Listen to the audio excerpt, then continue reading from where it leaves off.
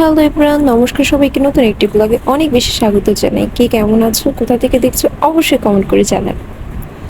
একটা সংসারে কতই না কাজ থাকে, তাই না?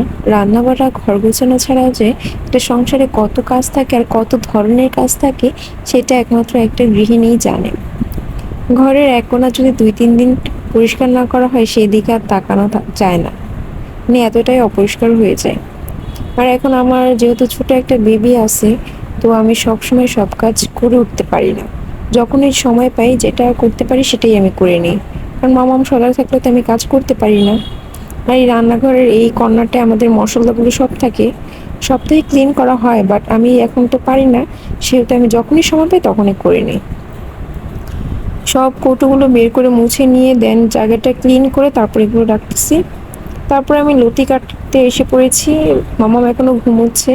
লতিটা চুলকায় শুকায় গেছে, তার জন্য একটু জলে ভিজিয়ে রাখছিলাম, একটু নরম হয়েছে যাতে কাটতে সুবিধা হয়। লতিগুলো কেটে নিয়েছি। মামাম ওঠার আগে এগুলো কাজটা শেষ করতে হবে, না হলে মামাম এসে ধরাধরি করবে আর ওর হাতটা চুলকাবে। তার জন্য আমি তাড়াতাড়ি করে এটা করে নিয়েছি। আজকে ভাবছি যে যা কিছু হয়ে যাক না কেন, আমি আজকে মামামের জন্য সেরেলাক বানাবো। যেভাবে সেই কাজ, বৃষ্টি হোক বা রোদ হোক, আমি বানাবোই আজকে।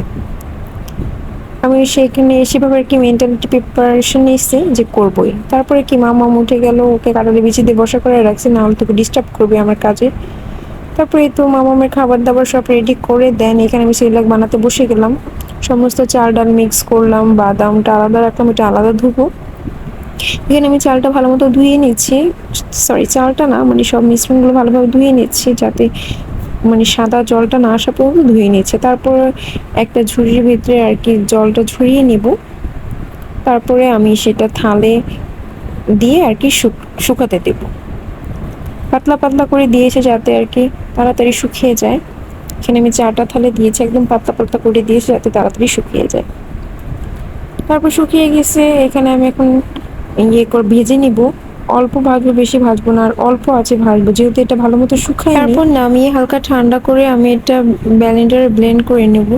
এটা মনে বাবাই করে দিয়েছিল। এই তো আজকের ভিডিওটা এ পর্যন্ত। সবাই ভালো থাকবেন। Thanks for watching, bye bye.